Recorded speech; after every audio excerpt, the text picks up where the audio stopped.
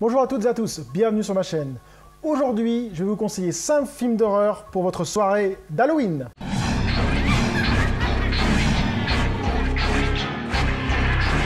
Donc j'ai choisi 5 films d'horreur un peu moins connus du grand public et avec 5 styles complètement différents pour avoir un peu de variété sur les films d'horreur. On va commencer notre sélection par le film Krampus, un film d'épouvante sorti en 2015 et réalisé par Michael Dougherty. Je ne sais pas pourquoi Allociné l'a classé en tant que horror comédie, car c'est vraiment un film d'horreur pur. Alors que raconte ce film? Notre héros, Max, veut un Noël merveilleux, mais sa famille est un peu chaotique. C'est-à-dire qu'ils font que de se disputer, ses cousins se moquent de lui, les uns après les autres, enfin il en a vraiment ras-le-bol, il le maltraite limite quoi. Donc il dit « Ah ça me casse la tête, j'en ai marre de cette soirée de Noël, j'en ai marre de cette fête de Noël, j'en ai marre de cette ambiance de merde, je ne veux plus entendre parler de Noël », et donc il fait le vœu de détruire sa famille et le vœu de bannir Noël. Quelques temps plus tard, à cause de ce vœu, une entité maléfique du nom du Krampus se réveille et va s'attaquer à Max et sa famille. Je m'arrête ici pour éviter de vous spoiler le film, ce qui gâcherait le visionnage. Alors, il faut savoir que le Krampus est une créature mythique citée dans beaucoup de religions et de cultures européennes. C'est une sorte d'anti-Père Noël. Les parents l'utilisaient pour faire peur à leurs enfants en leur disant « Attention, si tu as été méchant, ce ne sera pas le Père Noël qui va venir, mais le Krampus !» Et donc les mauvais enfants étaient punis par le Krampus s'ils n'avaient pas été sages. Donc j'ai trouvé l'idée assez sympa de reprendre le concept de la créature du Krampus. Il n'y a pas trop de films qui reprennent ce concept, je crois qu'il y en a un qui a le même nom Krampus, mais celui-ci est vraiment bon, hein, le Krampus. Donc nous avons un scénario assez simple, assez basique, mais on rentre très vite dans le sujet. Et les acteurs jouent pas trop mal pour un film à petit budget. Hein. Niveau effets spéciaux, c'est pas trop mal, bon c'est pas du top, mais c'est quand même bien, hein, ça passe très très bien.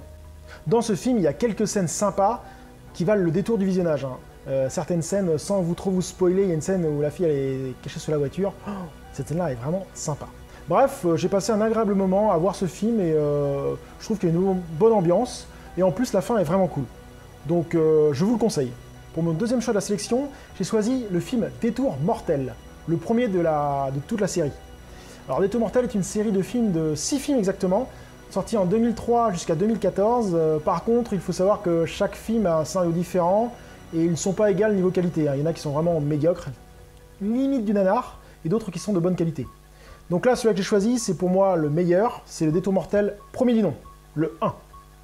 Il a été réalisé par Rob Schmitz, sorti en 2003.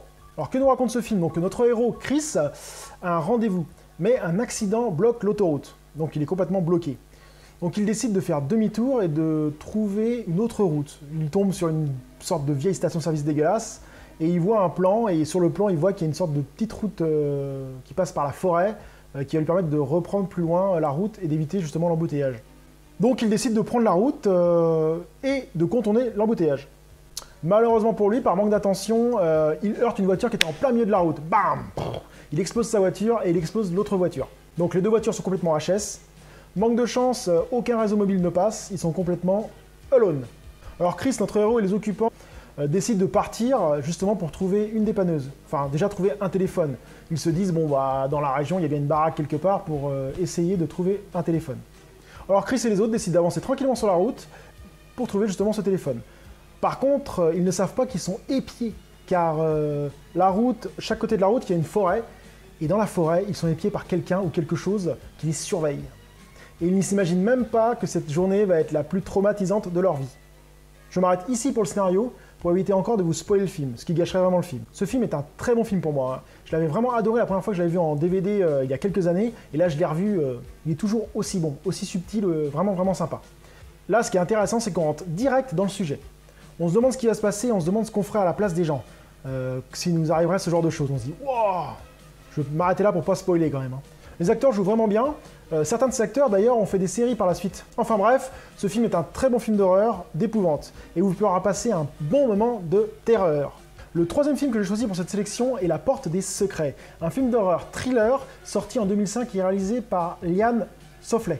Alors la petite histoire de ce film, Caroline est une infirmière à domicile. Elle est engagée par un vieux couple de personnes âgées qui habitent une vieille baraque dégueulasse délabrée quoi, en Louisiane. Son rôle principal, on lui explique que ce sera de s'occuper du mari qui est un peu malade et un petit peu dérangé.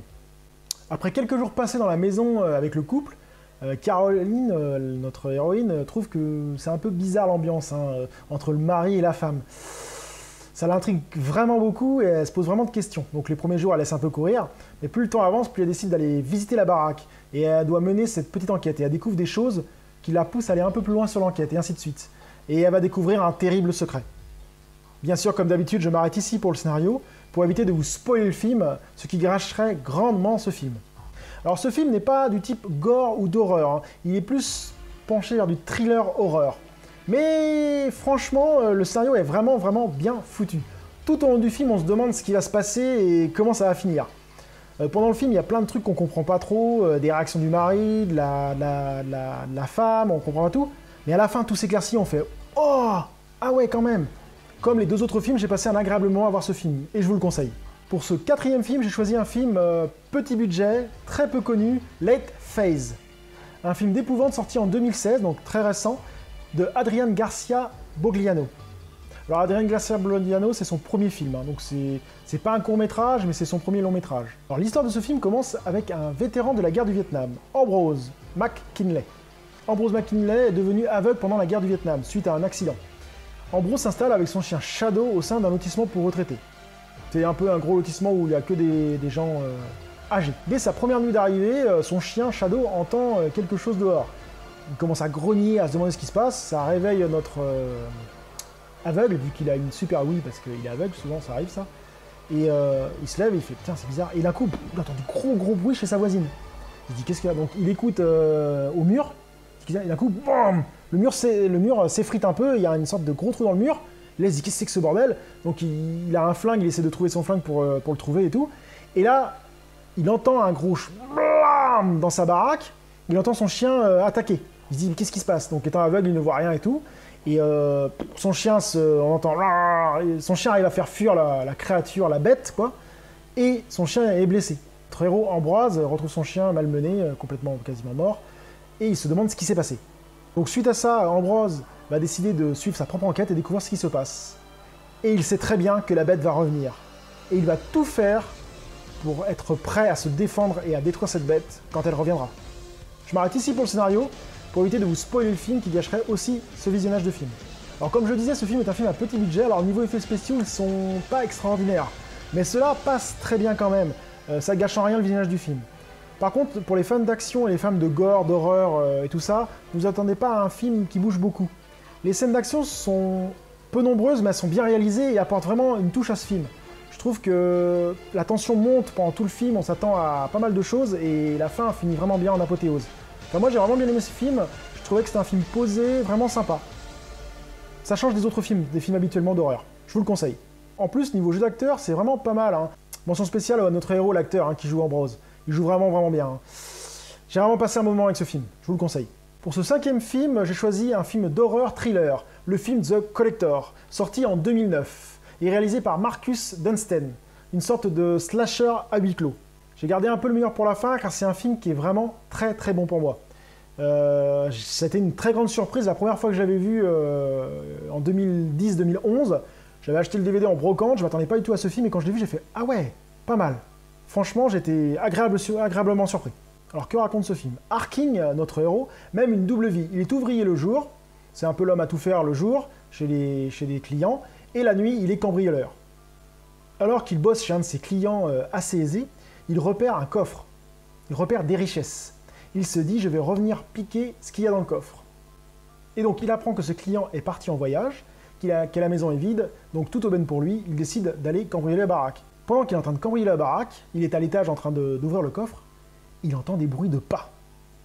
Des bruits suspects. Il se dit, mais qu'est-ce qu'il y a? Il n'y a personne dans la baraque. Il s'arrête, il écoute, il recommence, et là, bam, encore des bruits de pas. Et il entend des gens, il entend quelqu'un ou une personne crier. Mais un cri, pas un cri à côté, un cri sourd, un cri comme s'il avait été, un cri comme ça, quoi. Donc il se demande ce qui se passe, et donc il se cache, et là il voit un mec bizarre avec un masque bizarre s'approcher, regarder partout et repartir. À partir de là, notre héros, Harking, va devoir sortir de la baraque au plus vite et éviter de rencontrer cet individu qui a l'air très dangereux. Je stoppe ici le scénario pour éviter de vous gâcher le film, car il faut vraiment avoir pas mal de surprises dans ce film pour vraiment avoir toute sa puissance. Donc je m'arrête ici pour le scénario. Il existe une suite qui est sortie, qui s'appelle The Collection, quelques années plus tard, je crois que c'est 2-3 ans plus tard, et qui est pas trop mal, qui vaut le coup. Bon, elle est moins bien que l'original, elle est moins bien que le premier, je veux dire, mais elle est vraiment bien. Pour revenir au film The Collector, j'ai bien aimé ce film, hein. L'intrigue est très bonne. Je ne comprends pas pourquoi ce film est passé complètement inaperçu lors de sa sortie, hein. Car pour moi, il est aussi bon que des grands films d'horreur, hein. Dans ce film, tout y est, hein, que ce soit au niveau de l'action, suspense. En plus, la tension monte au fil du film. On se dit, mais voilà, le mec, il est cinglé, comment on va faire et tout. Alors attention, par contre, âme sensible, s'abstenir, hein, car c'est un film très très gore. Il y a des scènes un peu gore, hein, quand même très gore, hein. Je vous déconseille, si le sang ou la vue du sang, des organes ou autre chose vous rebute, ne regardez pas ce film, hein, car il y a certaines scènes, c'est limite. Si vous n'avez pas le temps de voir tous ces films à la soirée d'Halloween, prenez au moins The Collector. C'est un film qui est un peu au-dessus des autres et qui vaut vraiment le détour. Surtout si vous aimez le style huis clos avec un slasher. Je vous le conseille. J'espère que cette vidéo vous a donné envie de voir ces films, de voir ces 5 films pour Halloween, et j'espère que ça va vous permettre de passer une petite soirée d'Halloween si vous n'aviez pas quoi regarder, et vous donner des frissons d'horreur. Je vous dis à très bientôt sur ma chaîne. Salut!